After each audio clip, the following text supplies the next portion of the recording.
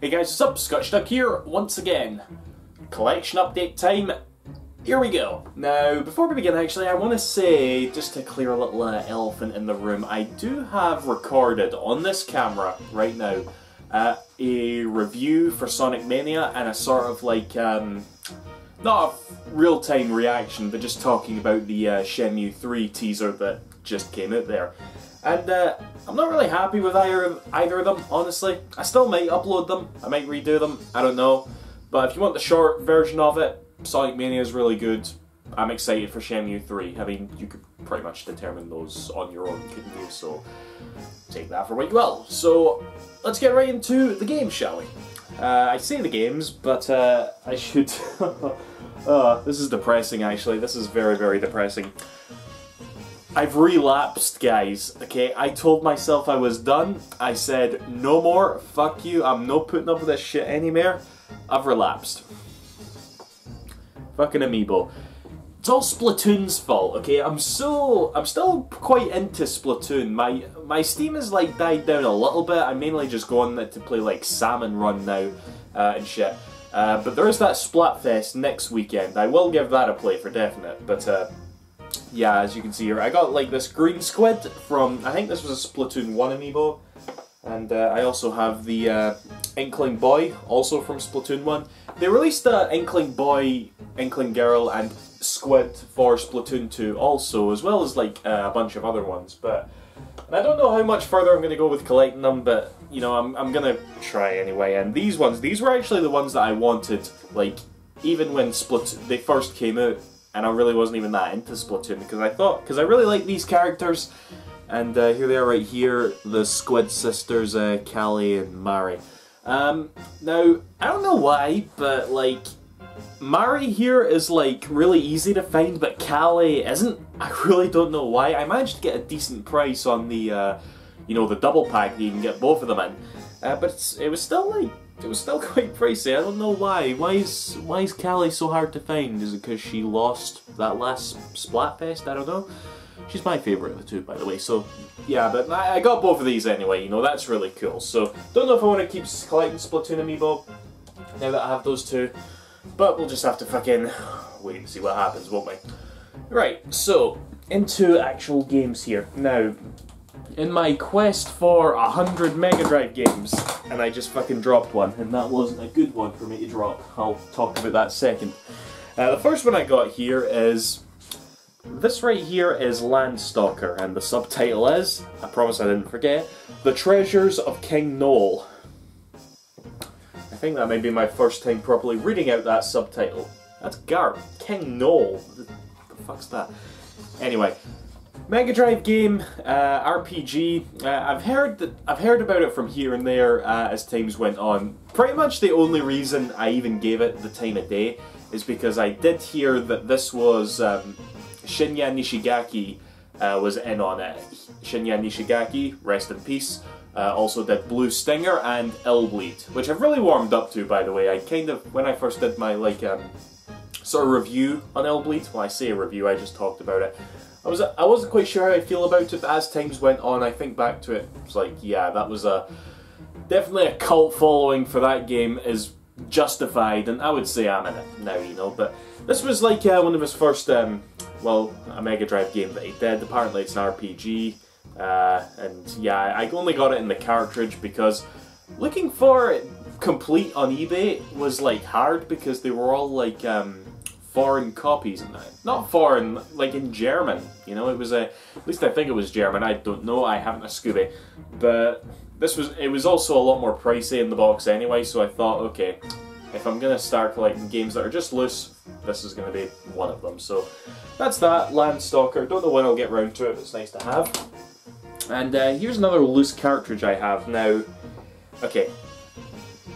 Pulseman. This is a reproduction cartridge. Pulseman was a game by Game Freak for the Mega Drive. It was like a standard sort of 2D platformer. Looked really sweet, you know, kind of like... probably on the same level of quality that you get from like Rocket Knight Adventures or something. At least that's what I thought whenever I looked at Pulseman. And I saw this on eBay. It said it was a reproduction cart, but it was incredibly cheap. And I'm like, why is it that cheap? Because I've paid like a decent chunk for reproduction cartridges before. And now that I've got it in my hand, I can see that this label is not really glued on very well. The plastic is incredibly cheap. It feels like I could just break it so easily just by holding it. But with all that said, it does work, or at least it kind of works. You put it in, and like the bottom of the screen does that thing that some like you know, 16-bit and 8-bit games do, where it like just loops the bottom of the top of the screen at the bottom. I don't know if that's like a sort of region converter thing, so because it's a Japanese game technically. But again, at least it works, and yeah, Pulseman. I'm not buying a Japanese cartridge. Those things are expensive, so this is the best I got. So take that for what you will. Yeah. And this last one here, okay, quite funny about this actually. This is Dr. Robotnik's Mean Bean Machine. I was actually reminded of this game through Sonic Mania. You know, one of the bosses, it just suddenly turns into Dr. Robotnik's Mean Bean Machine as a little homage to this game. And I was like, oh, okay. But I didn't actually really think about it before, because I've never even played this game. I've known of its existence, but I've never really bothered with it. But I only found out not long ago that it was just Puyo Puyo, you know? They wanted to bring Puyo Puyo out of Japan, didn't really know how to market it very well, so they're just like, ah, fuck it, let's give Robotnik his own name, his own game. And yeah, that's how they got that in there. And I was actually playing just today, you remember my last collection update, I got that Sega 3D Classics collection for the 3DS, and on that Classics collection, I've got it, actually, yeah, I've got it here. On that Classics collection is actually this game right here, Puyo Puyo 2. This is the Japanese Saturn version, so I was sort of playing it on that, and like, this is really good, this. And I realised just how much Puyo Puyo games I've got that I have yet to actually properly sit down and play. You know, like, there's this obviously, there's that Puyo Puyo Tetris game, I've got that for the PS4, you know, I've started to play that. And I also have Puyo Pop Fever. Puyo Pop was kind of like what they called Puyo Puyo over here when they were bringing it over here properly. You know, and I can't see the games being that much different. Well, actually they're all pretty different. This is Dr. Robotnik and Puyo Puyo Tetris as Tetris, so that's a thing. But yeah, that's like I'm wondering if I'll get like sort of into that series now or whatever. So we'll see anyway, we'll see. But this is really nice to have. I'm actually quite amazed that I hadn't owned it before, you know, because I've probably got it on a bunch of gaming compilations for sure, the Sonic compilations. Now, speaking of games that I thought I owned, but I actually didn't own, you know, I was sort of like, this game was brought to my attention like during the week there, and I'm like, oh yeah, like, and it's something that you hear quite a bit, but for the first time I sort of thought to myself, wait a minute, I actually have that game, right? And I looked at my Dreamcast games and I was like, oh fuck, I don't have that game, I better... So I went on eBay, quickly bought a copy, thankfully it's really cheap. Sega Bass Fishing. This was actually one of the games that I got on the same day I got my Dreamcast. I was actually saying to my dad just today, I'm like, Dad, how much did you spend on all that Dreamcast shit that you bought me at Christmas? Because I got like 10 different games. And keep in mind, the Dreamcast was like new, it only came out that year. And I also got like the steering wheel, the light gun, the keyboard that I never fucking used. And I also got the fishing rod accessory that actually comes with it. And I really didn't play this game that much, you know, which probably pissed off my dad. You know, I probably popped it in a few times, caught a couple of fish and that was that. But this is definitely a game that Sega seems to like. You know, they remade like Sega Bass Fishing for the Wii. I don't even know if it was a remake or if it was the same game, I don't know, but it's there, it exists. And they also included it as part of that like really shitty Dreamcast collection that they came out. This was actually one of the games you're just like, of all the Dreamcast games you could put on a disc called Dreamcast Collection Sega, out of 4 games that you actually pick, this is one of them, you know. It was just such a... it was just hilarious, you know. So I don't really have the biggest nostalgia for it, but... well, I do and I don't, because it was there at the very beginning of my time with the Dreamcast. And, you know, for whatever reason, it's a sort of relevant title, so yeah, Sega Bass Fishing. Cool. Okay, sorry. I've got another Dreamcast game here actually, and I guess this was like my my little pricey impulse buy for this collection update. You know, I do one every now and then. It's a game for the Dreamcast that you hear about a lot that I've never owned, and it makes it. You hear it to the point that you're just like, no Dreamcast collection is really complete without it. At least I do. And it's one of those games that I'm probably not really going to get properly into, but yeah, Street Fighter 3 Third Strike. I was assured by a friend who is very up on Capcom fighters that this is the version of Street Fighter 3 that you go for. There was also Street Fighter 3 Double Impact, but apparently this is the one that has the most content. So yeah, I've got this now. I'll just bung it up there next to like Marvel vs. Capcom 2. Probably never properly play it. Maybe one day I'll get into these sort of old school fighting games. I don't know, but again, they look good on the shelf. You know, it's like I feel I don't deserve this. This is a rare game. There's some fans out there that would kill for it, and I'm just like, yeah, part of the Dreamcast collection. Sigh.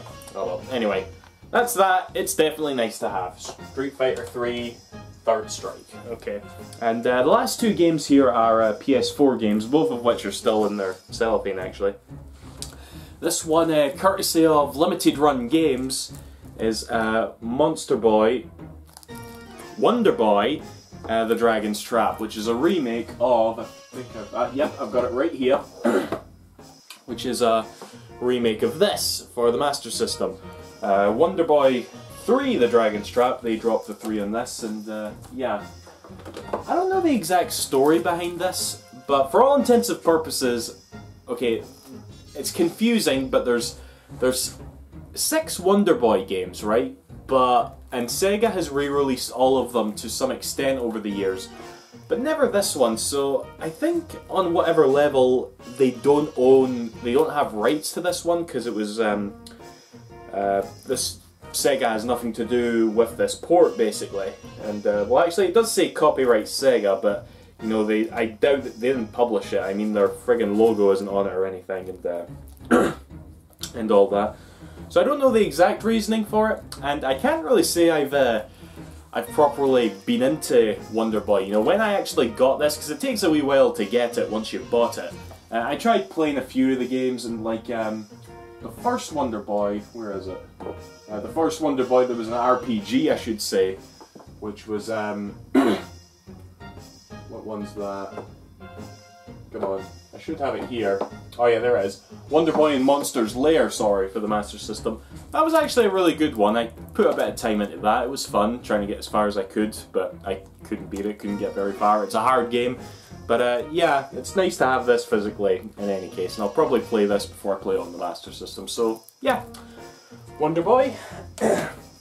And the last game is kind of a predictable choice for me. We got the Yakuza Kiwami Steelbook Collector's Edition. I'm not going to open it, I don't even know what the fuck's in it at the moment, because one thing I really need to do actually, I need to go back and play Yakuza 5, okay, because I downloaded that off the PSN eventually. You know, I'm still really mad that that's only digital only. But I got like halfway through the game and stopped for whatever reason, and I've always felt bad about that because it's Yakuza and I love Yakuza to death.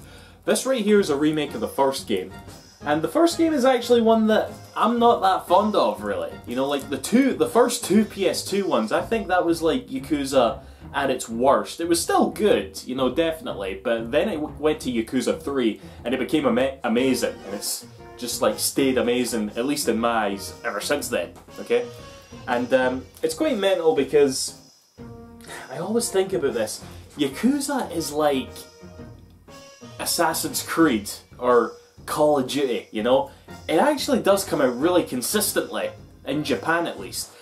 But by the time it gets over here, you know, we've already waited so long, we all get hyped of like this cool Japanese franchise and stuff, and yeah, but it's, I mean, like, okay, put it this way.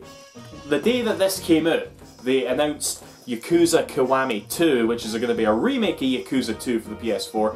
They also announced like Yakuza Online for PC and phones. don't care. And they also announced a crossover between like Fist of the North Star and Yakuza. I know nothing about Fist of the North Star, by the way. And yeah, even then in fucking March, we, at least outside Japan, are going to get Yakuza 6. That's the one I want. So yeah, Yakuza up the arse. So I don't know when I'm going to get around to this one. But I think me buying this is at least going to get me to say, yeah, I'm going to go back to Yakuza 5. So that's that. Still love Yakuza, absolutely. Just hunters of them, that's all. So that's that, guys. Yeah. See you after. Thanks for watching. Bye-bye.